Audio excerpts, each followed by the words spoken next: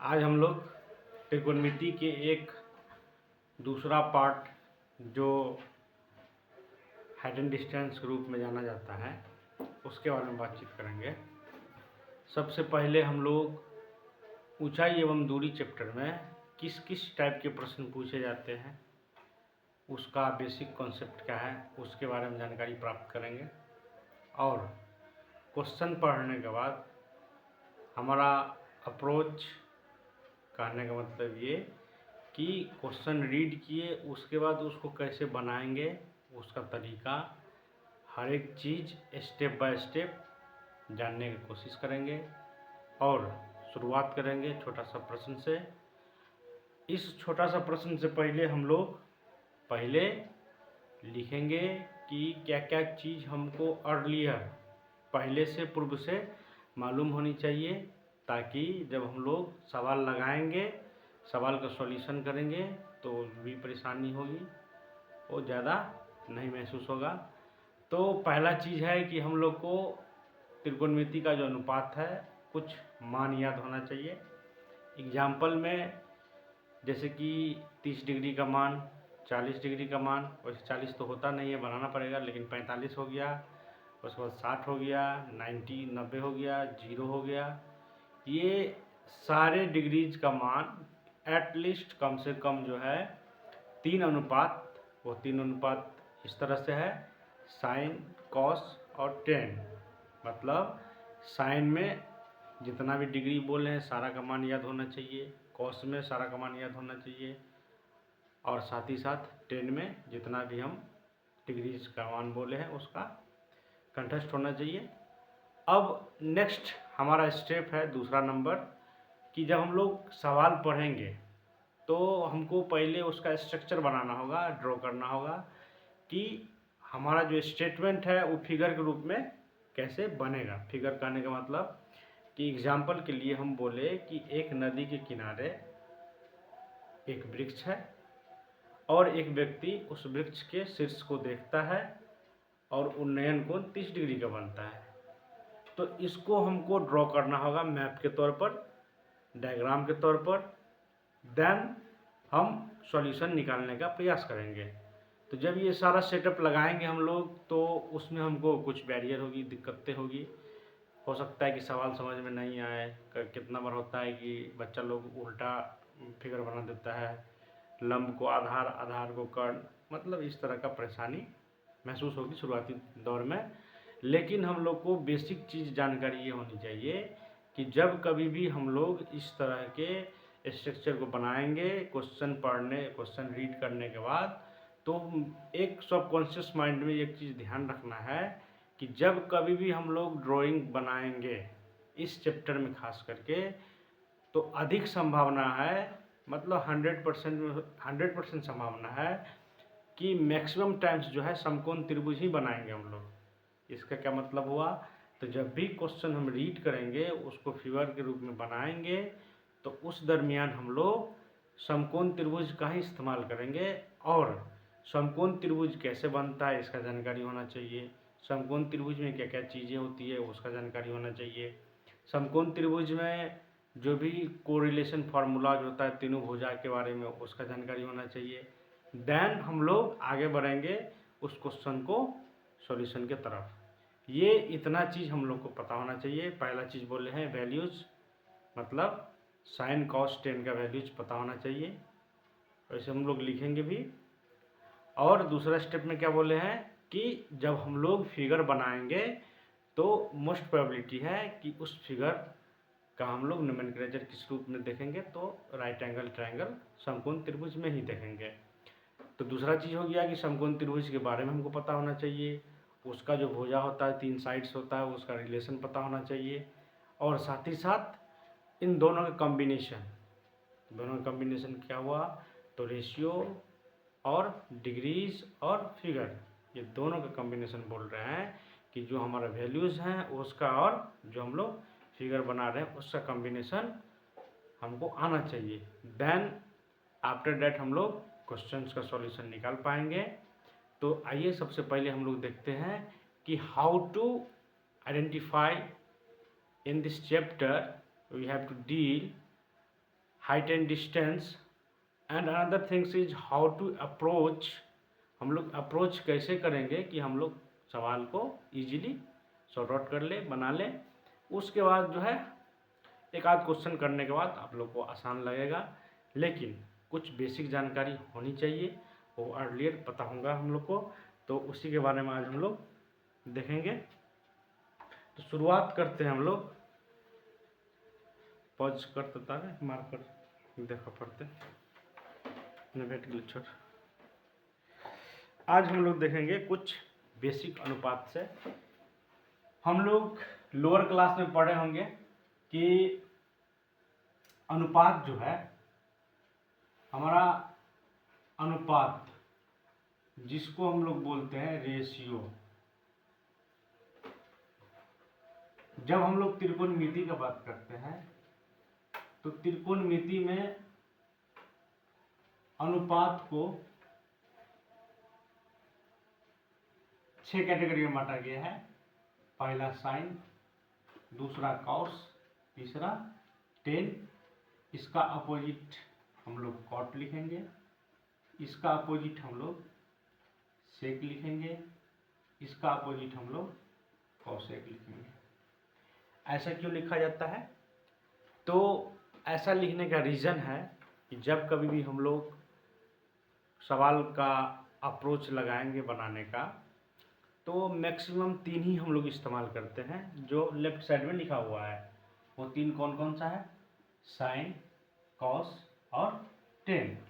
तो फिर ये क्यों दिया गया है? इसका भी तो कुछ यूज होगा।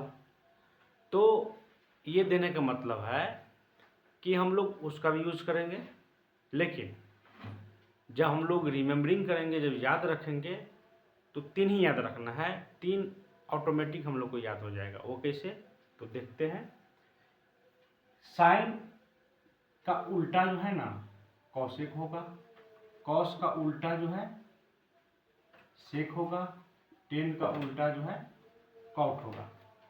अब यहाँ पे कन्फ्यूजन होता है कि उल्टा व्हिच सेंस, किस सेंस में हम उल्टा बोले।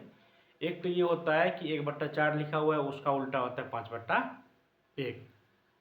1/4 बोले थे तो 4/1, यदि 5/1 है तो 1/5। एक तो ये सेंस हो गया। एक सेंस होता है कि हम सिर्फ बोल रहे हैं उल्टा। इट मीन्स यदि हम बोल रहे हैं ये कलम उल्टा है, तो एक ये भी सेंस है। लेकिन जब हम लोग मैथमेटिक्स में पढ़ते हैं तो उल्टा का मतलब होता है कि जब कोई भिन्न है तो उसका अंश हर नेक्स्ट टर्म में अपोजिट हो जाएगा। हर अंश और अंश हर बन जाएगा। एग्जाम्पल के लिए कि यहाँ पे हम लोग लिखे हैं 5/1। कोई पूछे कि इसका उल्टा बताओ क्या होगा, तो ये हो जाएगा 1 चला जाएगा ऊपर, हो जाएगा 1, और ये 5 आ जाएगा नीचे, हो जाएगा 5। तो यही हो गया उल्टा। और बच्चा क्लास में हम लोग पढ़े भी होंगे, उल्टा को ही प्रतिलोम बोला जाता है। हम लोग उल्टा को ही प्रतिलोम बोलते हैं। ये हमारा क्या हो गया? उल्टा हो गया। एक और एग्जाम्पल देखते हैं। 2/4 है। अब हमको एक प्रतिलोम लिखना है, तो 4 ऊपर देन 2 नीचे। तो इस एग्जाम्पल से हम लोग को ये सीखने को मिला है कि जब कभी भी कोई इस तरह का प्रश्न करे कि उल्टा लिखना है, तो हम पहले देखेंगे कि भिन्न है या नहीं। यदि भिन्न नहीं है तो बट्टा में 1 दे के भिन्न बना लेंगे। उसके बाद उसका प्रतिलोम निकालेंगे, तो जो नीचे में होगा चिन्ह या अंक उसको ऊपर लिख देना है, और जो ऊपर में होगा उसको नीचे लिख देना है। इस तरह से हम लोग प्रतिलोम या उल्टा लिख सकते हैं। लेकिन समस्या हमको संख्या में उल्टा नहीं लिखना है, हम लोग को रेशियो को उल्टा बनाना है। तो अब रेशियो क्या है हम लोग के पास? साइन है। अच्छा, एकरा उल्टा लिखना है तो बट्टा में कुछ नहीं है तो 1 लिख दिए। अब अभी अभी बताया है उल्टा का मतलब होता है जो अंश, अंश बोले तो ये ऊपर वाला अंश होगा, यहाँ लिख दे रहे हैं, यहाँ देखिए यहाँ लिख रहे हैं मान लेते हैं x बट्टा वाई है। अब ये हो गया अंश और नीचे वाला हो गया हर। इसको हमको उल्टा लिखना है तो हर चला जाएगा ऊपर, यानी कि y आ गया ऊपर और ये अंश आ गया नीचे। ये इसका क्या हो गया उल्टा, और ये क्या है भिन्न। तो जब कभी भी हम लोग को भिन्न का उल्टा लिखना रहे तो अंश हर में बदल जाएगा और हर अंश में बदल जाएगा। अब हमको साइन का उल्टा लिखना है तो एक आ जाएगा ऊपर और साइन आ जाएगा नीचे, यानी कि साइन को उल्टा लिखे हैं तो आ गया 1/sin। तो अब कुछ फॉर्मूला हम लोग बनाते हैं। तो यहाँ लिखा हुआ है साइन, लिख दिए साइन। अब ये चिन्ह नहीं, हम बराबर का इस्तेमाल कर रहे हैं चिन्ह, और हमको बोला गया है कि उल्टा है ये, तो क्या मतलब हुआ इसका? इसका मतलब हुआ कि 1/cosec, क्योंकि साइन को उल्टा लिखेंगे तो 1/sin लिखेंगे। तो यहाँ कह रहा है कि cosec का उल्टा है, तो cosec का उल्टा 1/cosec हो जाएगा। इसी तरह से अब नेक्स्ट है cos। अच्छा, इसका उल्टा भी सही है। यदि हमको cosec लिखा हुआ है तो साइन उल्टा में हो जाएगा, यानी कि 1/sin, क्योंकि दोनों तरफ एरो है। यदि cosec लिख रहे हैं तो साइन को उल्टा करके लिखना होगा, तभी ना बराबर के चिन्ह देंगे, नहीं तो हमको इसे शब्द में लिखना होगा। दोनों बात बराबर है, लेकिन मैथमेटिक्स में ये यूज होता है, इसलिए हम लोग को रिमेम्बरिंग पॉइंट में ये याद रखना है और ये समझने के लिए, ताकि आसान हो। अब नेक्स्ट टर्म है cos।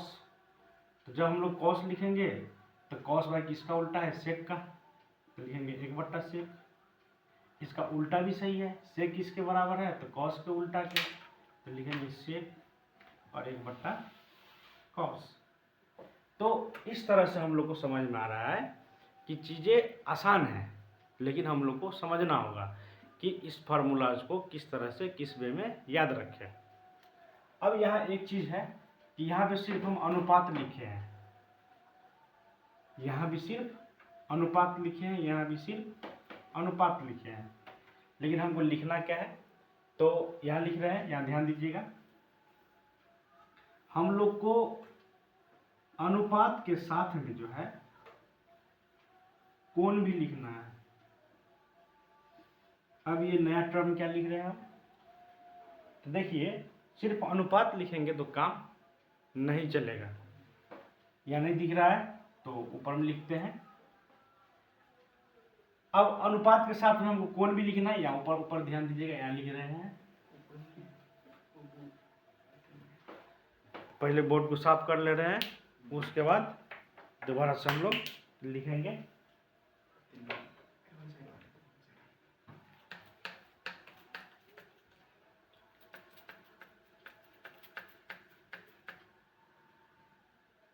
अच्छा, यहाँ की जगह तो खाली ही है, इधर लिख सकते हैं हम लोग। तो यहाँ देखिएगा, यहाँ ध्यान दीजिएगा, यहाँ लिख रहे हैं अनुपात के साथ हम लोग और क्या लिखेंगे? तो अनुपात के साथ कोण भी लिखना है, अनुपात प्लस कोण। अब ये क्या नया चीज हम लिख दिए? तो जब कभी भी हम लोग त्रिकोणमिति के रेशियो को यूज करेंगे तो उस दरमियान जो है हम लोग को दो टर्म मिलेगा, एक अनुपात, दूसरा एंगल। एंगल भी आगे बताएंगे। तो कोण को रिप्रेजेंट करने के लिए जनरली हम लोग ए भी लिख सकते हैं, कैपिटल में होना चाहिए, स्मॉल भी रहता है, लेकिन जनरली त्रिकोणमिति के फंक्शन में हम लोग थीटा को देखते हैं या फिर फाई देखते हैं। कैपिटल ए बी सी कुछ भी हो सकता है, अल्फा बीटा, लेकिन मोस्ट प्रोबेबिलिटी बच्चे लोग की किताब में थीटा या फिर फाई देखने को मिलता है, इसलिए हम लोग थीटा ही यूज कर रहे हैं। तो कोण को रिप्रेजेंट करने के लिए हम लोग यहाँ लिख दिए थीटा। और अनुपात तो हम लोग को पता ही है कि अनुपात यही है, साइन कॉस टेन, कॉसेक, सेक और कॉट। तो मान लेते हैं कि यहाँ पे हम साइन अनुपात यूज कर रहे हैं। देन अब ये क्या हो गया? कॉम्बो हो गया। तो इसको हम लोग साइन नहीं, अब बोलेंगे साइन थीटा। अब रेशियो के साथ साथ क्या आ गया? आपका कोण भी आ गया। यानी कि अनुपात के साथ साथ कोण भी आ गया। तो इसी तरह से इन सारे चीज़ों में हमको चेंजेस करनी होगी। तो यहाँ सिर्फ साइन है तो यहाँ थीटा लिख दिए, तो यहाँ भी क्या हो जाएगा, थीटा हो जाएगा। यहाँ भी थीटा, तो फिर यहाँ भी और यहाँ भी, यहाँ भी और यहाँ भी। अब किन्हीं का कंसर्न होगा कि क्या थीटा ही सिर्फ लिख सकते हैं, तो इसका जवाब है नो।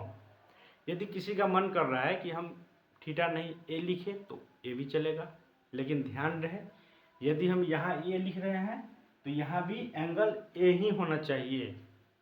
तो इससे क्या सीखे, तो एंगल डिफरेंट नहीं होना चाहिए, हमारा जो कोण होगा वो अलग अलग नहीं होना चाहिए। यदि हम ए लिख रहे हैं अच्छी बात है, यदि ये यहाँ पे ए लिखे हैं तो यहाँ भी हमको ए ही लिखना है। अब कोई कहा कि हम अल्फ़ा लिखेंगे, ठीक है, यहाँ अल्फ़ा लिखे हैं तो यहाँ भी अल्फ़ा ही लिखेंगे। ऐसा नहीं करना है कि यहाँ लिख दिए थीटा और यहाँ पे लिख दिए अल्फ़ा, तो ये आपका प्रोसेस गलत हो जाएगा। यही चीज़ हम लोग को सीखना था कि जब हम लोग त्रिकोणमिति का अनुपात पढ़ते हैं तो ऑलमोस्ट सभी फार्मूला में एंगल जो हमारे ये कोण का मान है ना वो सिमिलर रहना चाहिए, मतलब समान रहना चाहिए। उसके बाद ही ये अप्लीकेबल है, अदरवाइज ये फार्मूला अप्लीकेबल नहीं है। अब एक एंगल बदल देंगे तो मान बदल जाएगा, इसका भी यदि एंगल बदल दे तो इसका भी मान बदल जाएगा। लेकिन एंगल सेम ही रहे तो ये जो हम लिखें एक बट्टा ये बरकरार रहेगा, कहने का मतलब ऑलवेज ट्रू होगा। यदि हम एंगल बदल देंगे तो फार्मूले बदल जाएगा, फार्मूले गलत हो जाएगा। तो इसलिए हम लोग को एंगल सेम ही रखना है, कभी भी एंगल को चेंज नहीं करना है। तो अब सवाल आता है कि चेंज क्या करें हम लोग। हाँ, अब किसी को लगता है कि हमको थीटा नहीं लिखने का मन कर रहा है, बी लिखेंगे हम, तो लिख सकते हैं, यहाँ बी लिखेंगे और यहाँ भी बी लिखेंगे। तो इस तरह से हम लोग अनुपात के साथ साथ इस कोण का भी इस्तेमाल करना सीखेंगे। अब सिंपल वे में देख रहे हैं कि मान लीजिए कि ये दोनों उल्टा है, एक लॉजिक सेटिंग करते हैं तो यहाँ लिखेंगे 2/4 और इसका क्या है 4/2। जब ये दोनों को गुना करेंगे तो ये 4 से 4 कट गया एक बारी में, 2 से 2 कट गया एक बारी में। अब दोनों को क्या करेंगे गुना, तो आ गया रिजल्ट 1। अब इससे हमको क्या सीखने को मिला कि जब कोई संख्या है और उसका उल्टा है, वो दोनों को कर रहे हैं हम गुना, तो रिजल्ट क्या आएगा भाई, तो दिख रहा है सामने में 1 आएगा। ऐसा हम लोग और भी ट्राई कर सकते हैं, लेकिन ऑलवेज रिजल्ट 1 ही आएगा, करके देखना है। तो क्या बोले हैं कि जब कोई संख्या को उसके प्रतिलोम के साथ गुना करेंगे तो रिजल्ट क्या आएगा 1 बनेगा। तो देखिए यहाँ पे हम लोग लिखेंगे क्या, तो हमको पता है कि भाई साइन और कॉसेक एक दूसरे का उल्टा है, तो लिखेंगे साइन इंटू कॉसेक। जब ये दोनों एक दूसरे का उल्टा है तो रिजल्ट कितना आएगा 1। अभी भी हम लोग देख रहे हैं कि कोई संख्या उसके अपोजिट संख्या से गुना कर रहे हैं तो रिजल्ट 1 बनता है। इसका मतलब ये दोनों को गुना करके भी रिजल्ट 1 बनेगा। तो कॉस सेक इसका भी रिजल्ट 1 बन रहा है भाई। देन टेन और कॉट इसका भी रिजल्ट 1 बन रहा है। इसमें हम लोग छोड़ क्या रहे हैं एंगल, तो एंगल लिख लेंगे, यहाँ एंगल थीटा तो यहाँ भी थीटा, बीच में इनटू का चिन्ह, यहाँ भी थीटा इंटू यहाँ भी थीटा, यहाँ भी थीटा और यहाँ भी थीटा। तो आप लोग देखें कि कितना इजी वे में हम लोग फार्मूला को लिख सकते हैं, याद करने की कोई आवश्यकता नहीं है। बस एक बार ध्यानपूर्वक आपको समझना है कि क्या क्या बोले हैं। वीडियो को पॉज करके पीछे जाके देखना है, देन आपको समझ में आ जाएगा। अब हम लोग कुछ एंगल का वैल्यूज़ लिखेंगे, उसका मान लिखेंगे, उसके बाद राइट एंगल ट्रायंगल के बारे में देखेंगे। देन ये सारा चीज़ करने के बाद हम लोग स्टार्ट करेंगे कि हाइट एंड डिस्टेंस में how to approaches the questions, हमको अप्रोच कैसे करना है सवाल को सॉल्व करने के लिए, लेकिन ये जानकारी ज़रूरी है। तो इसको साफ कर लेते हैं।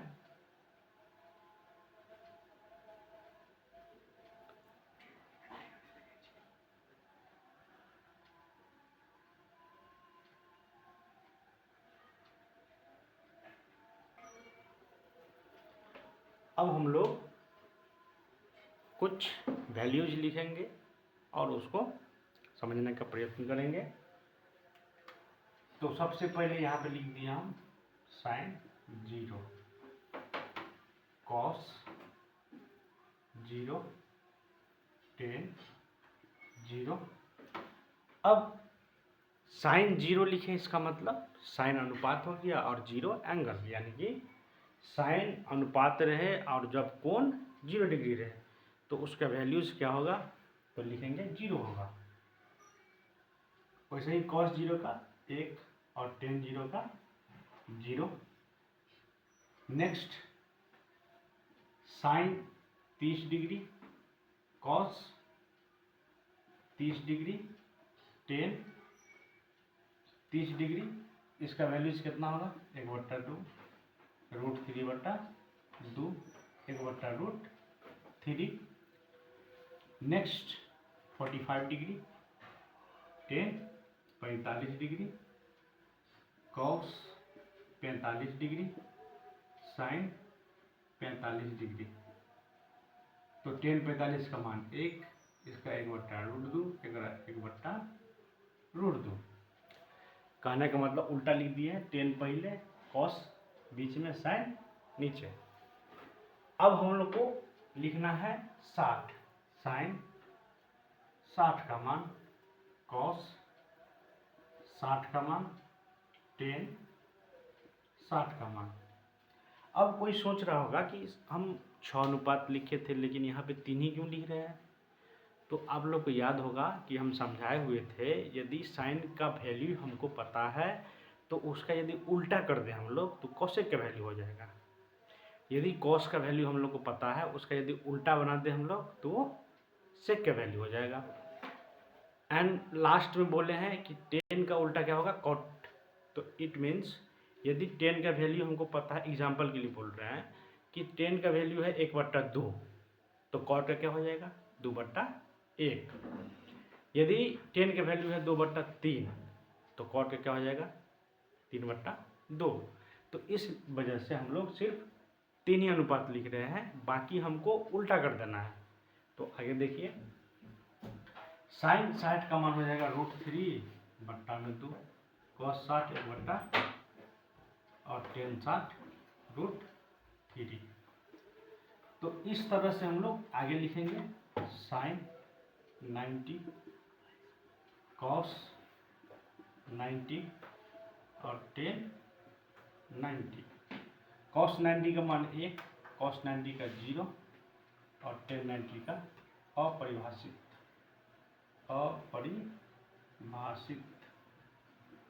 ठीक। तो ये कुछ हमारे वैल्यूज़ हैं जो हमको रिमेम्बरिंग होनी चाहिए, याद होनी चाहिए।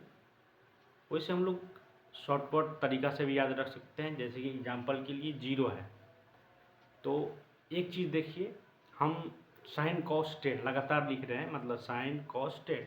यदि मान लीजिए 3 फिंगर हमको दिख रहा है, साइन कॉस टेन, है ना, साइन कॉस टेन, या इस वे में साइन कॉस टेन, यानी कि पहले जो बोल रहे हैं साइन का मान है, बीच में कॉस का मान है, थर्ड इज 10।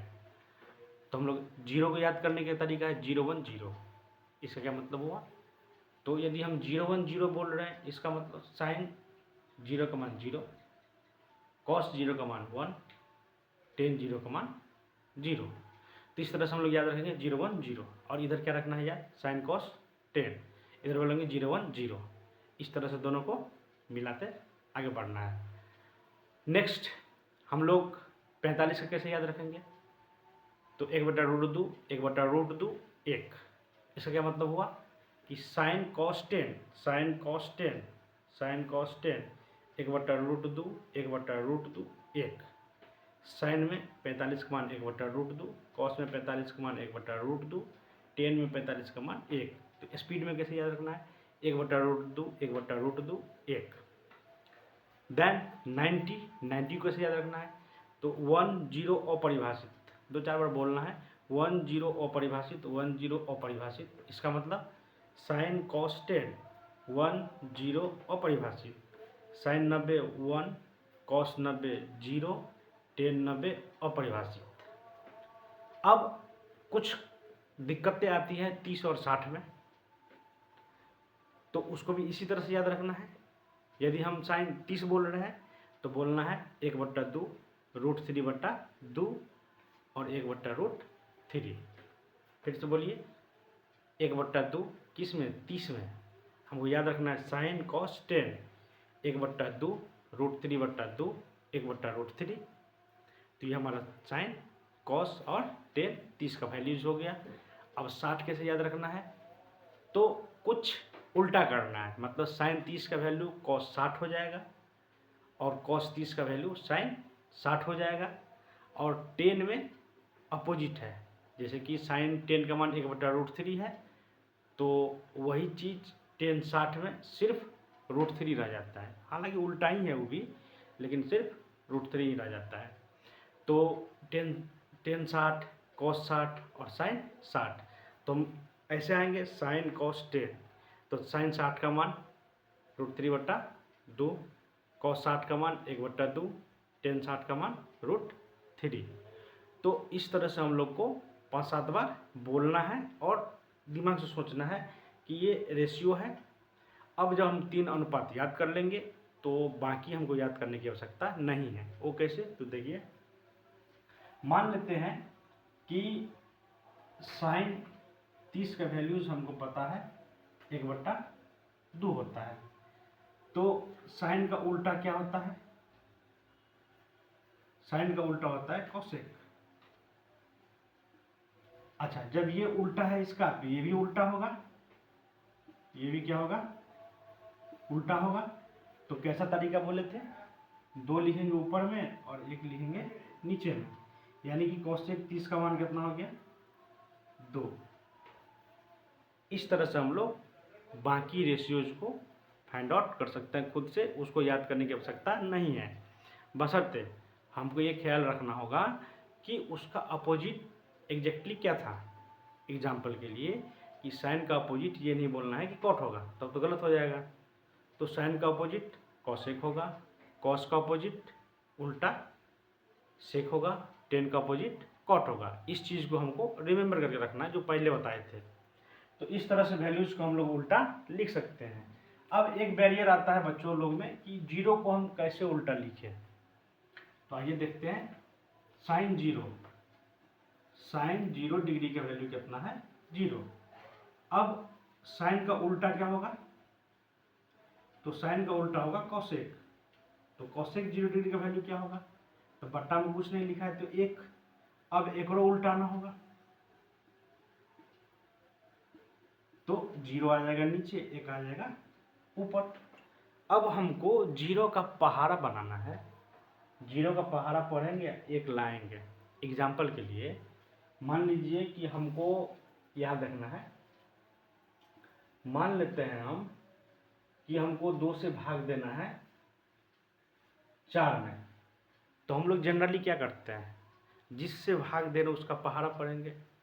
तो 2 का पहाड़ा पढ़ेंगे कितना बार, 2 बार, तो ये आ जाएगा। अब घटाएंगे तो दोनों कट गए, है ना। तो इसी तरह से अब बताइए 0 का पहाड़ा कैसे पढ़े जो हमारा 1 हो जाए। अब बचा क्लास में तो सीखे हैं कि 0 से कोनो चीज़ गुना करेंगे तो 0 बना देगा, हमको लाना है कितना, 1। ये संभव है कहीं, तो सोच विचार करने के बाद जवाब आएगा ये संभव नहीं है। एक बार फिर से रिपीट कर दे रहे हैं कि हमको 0 का पहाड़ा पढ़ना है और 1 बनाना है, लेकिन लोअर क्लास में हम लोग को सिखाया गया है कि 0 से किसी भी चीज़ में गुना करने से वैल्यूज क्या हो जाएगा, 0 हो जाएगा। तो 0 से भाग देने के लिए हमको पहले 0 से गुना करना होगा, और जब गुना करेंगे तो रिजल्ट आएगा 0, लेकिन रिजल्ट हमको क्या चाहिए, 1। ये तो अनडिफाइंड हो गया, ये तो कभी कट ही नहीं सकता है। तो इसीलिए इस तरह के वैल्यूज को बोला जाता है अपरिभाषित। क्या बोलेंगे, अपरिभाषित, मतलब ये वैल्यूज वाकई में सही नहीं है, इसका कुछ मान नहीं आएगा। तो संकेत में दिखाएंगे इस तरह से, संकेत में दिखाएंगे इस तरह से, ये अपरिभाषित का चिन्ह है, अपरिभाषित का सिंबल है। तो इस तरह से आप लोग को सारा चीज़ समझ में आया होगा और कोशिश करते हैं आगे कुछ समझने का। तो आगे और बताते हैं।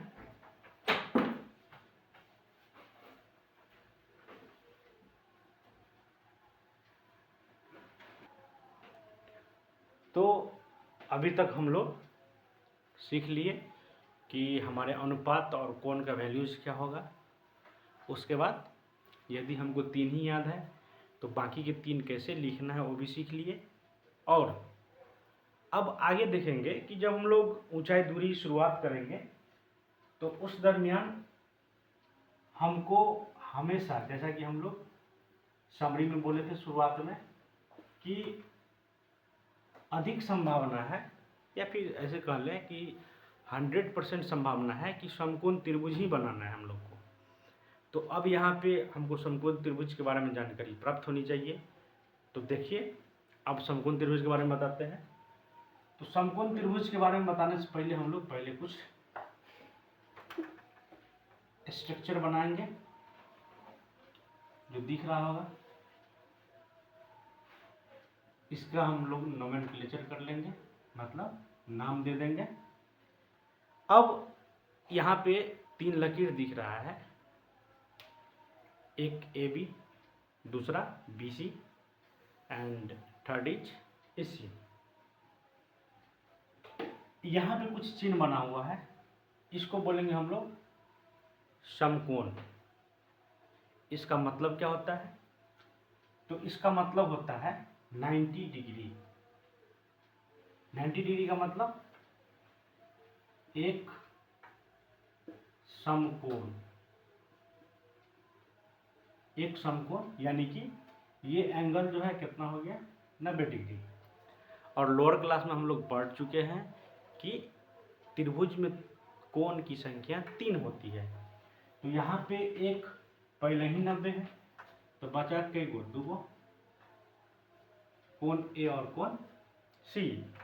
तो एक थ्योरम भी पढ़े होंगे हम लोग 9th क्लास में, त्रिभुज के तीनों कोण का योगफल या योग 180 डिग्री होता है। तो कॉमन सेंस वाली बात है कि एक कोण पहले ही 90 है और तीनों मिला के 180 होना चाहिए। अब बचा कितना, 90 ये ना बचा, तो 2 कोण को मिला के कितना होना चाहिए, 90 होना चाहिए। यानी कि ये तो अकेले हो गया 90 और तीनों मिला के हमको करना है 180, तो ये दोनों कितना बच जाएगा, तो 90। यानी कि कोण A जोड़ कोण C बराबर 90। ये 30 तो ये 60, ये 45 तो ये 45।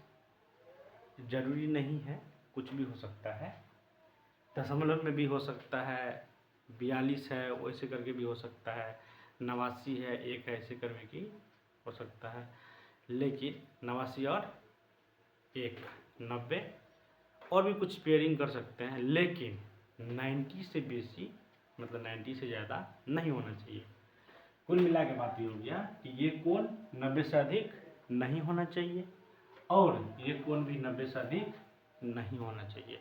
अब मान लेते हैं कि 90 से अधिक हो गया, तो संभव ही नहीं है। क्यों? क्योंकि त्रिभुज के तीनों कोण का योग कितना होता है, 180 डिग्री। यदि उससे ज़्यादा हो जाएगा तो त्रिभुज बनने की संभावना नहीं है।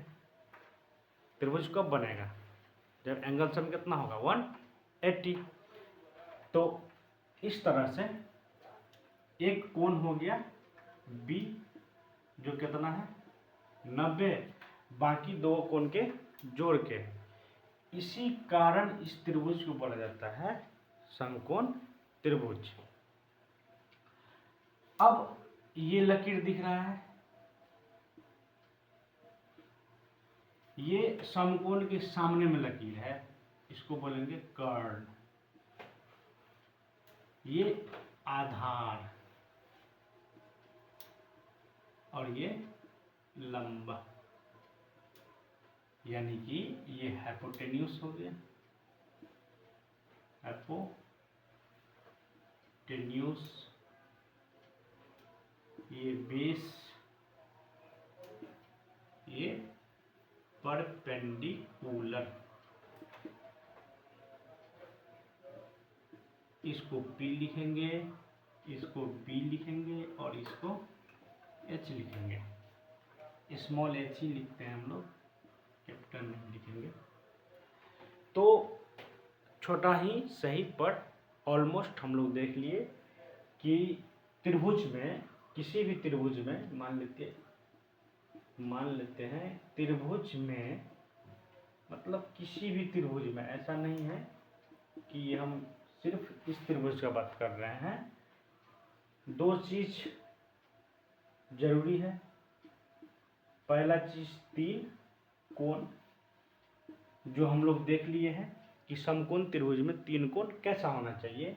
तो एटलीस्ट कम से कम एक कोण 90 होना चाहिए और दो के जोड़ के 90 होना चाहिए। कोण के बारे में हो गया जानकारी, यहाँ लिख दे रहे हैं। ये कोण के बारे में जानकारी हो गया, तीन कोण। अब तीन भुजा एंगल हो गया ये, और ये साइड हो गया। इसका क्या मतलब हुआ? तो तीन कोण तो बताइए दिए कि एगो 90, बाकी दो के जोड़ के 90। अब भुजा बोलिए दिए, ये आधार, ये लंब और ये कर्ण। अब इन तीनों भुजा को ही हम लोग को डील करना है आगे चल के। वो कैसे? तो देखिए, अभी हम बताए हैं कि 90 के सामने वाला लकीर, तो 90 के सामने वाला लकीर क्या है? कर्ण।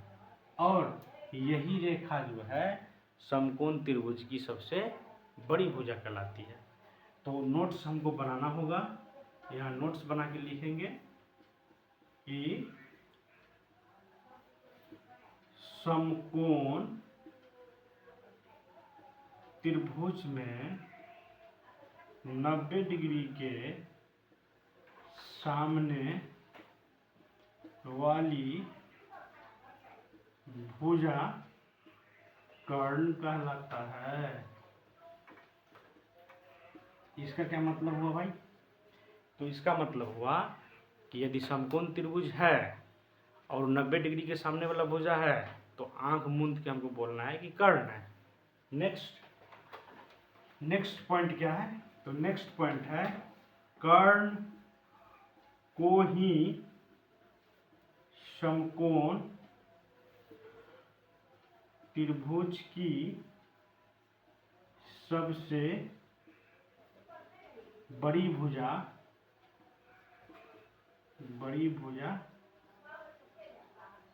कहा जाता है। What is this? यदि हम आपसे पूछे कि ऐसा करो, बताओ कि इसमें सबसे बड़ा भुजा कौन सा है, तो कौन सा हो जाएगा? कर्ण। देन ये आपका जो 90 डिग्री बना रहा है, मतलब ये कोण जो बना रहा है 90 का, कोण बनाने वाला भुजा जो होगा, जैसे ये कोण बना रहा है ना, तो ये कोण बनाने वाला भुजा जो होगा, ये आधार हो जाएगा नीचे वाला, और ये लंब हो जाएगा। तो इस तरह से हम लोग देखें कि समकोण त्रिभुज में तीन भुजा किससा होना चाहिए और तीन कोण कैसा होना चाहिए। अब हम लोग आगे देखेंगे कि क्यों ना एक फार्मूलाज हो कि दो भुजा हमको यदि मालूम है तो तीसरा निकाल सके, वो कोई भी हो सकता है। तो देखिए, यहाँ बताते हैं। यहाँ पे हम लोग को पता है कि ये जो है समकोण त्रिभुज है, जिसमें ये वाला भुजा बड़ा है, कोई बात नहीं है, ये क्या है? बड़ा भुजा है, ये हमको निकालना है। तो इसको ढक देंगे हम लोग। अब बचा क्या? ये दोनों लंब और आधार, ये हमको निकालना है। तो ये बड़ा भुजा है। अब ये मार्कर है, हमको यहाँ से पार्ट में बांट दिए। अब हम बोले कि एक बड़ा पार्ट बनाओ, तो कॉमन सेंस वाली बात है, ये वाला इसमें जोड़ेंगे तो हो जाएगा। तो बड़ा पार्ट बनाने के लिए हम लोग प्लस का इस्तेमाल करते हैं। तो इन दोनों को प्लस कर देंगे, तो प्लस कर दिए। लेकिन ये मार्कर तो है नहीं कि प्लस कर देंगे तो काम चल जाएगा, फार्मूलाज बनाना होगा हम लोग को। तो ऐसा करेंगे, यहाँ भी स्क्वायर कर देंगे, यहाँ भी स्क्वायर कर देंगे और यहाँ भी स्क्वायर कर देंगे। अब ये कंप्लीटली सही हो गया। जोड़ेंगे लेकिन वर्ग करने के बाद, डायरेक्ट जोड़ेंगे तो आंसर गलत हो जाएगा। तो इस तरह से हमको फार्मूला याद भी नहीं करना होगा। यदि बड़ा भुजा निकालना है कर्ण, तो जो दो छोटका बचल था और जोड़ दिए लेकिन पावर में 2 देंगे। अब नेक्स्ट देखिए, यदि मान लीजिए हमको ये निकालना है तो यहाँ लिख लिए। अब इसको ढक देंगे हम। अब ये दोनों ना दिख रहा है, ये वाला रेखा का नाम था कर्ण, एक का नाम था आधार, एक का नाम है लंब। ये हमको निकालना है। तो एगो बड़का दिख रहा है, एगो छोटका दिख रहा है। तो जब हमारा ये निकालना होगा, ये बड़का है तो पूरा में से घटा देंगे तो नहीं आएगा। अब मान लो पूरा हो गया, हमको ये निकालना है, ठीक है, मतलब हमको दिखाना है ये है। तो इतना से इतना हम निकाल के फेंक देंगे तो यही बचेगा, यानी कि घटाए हैं।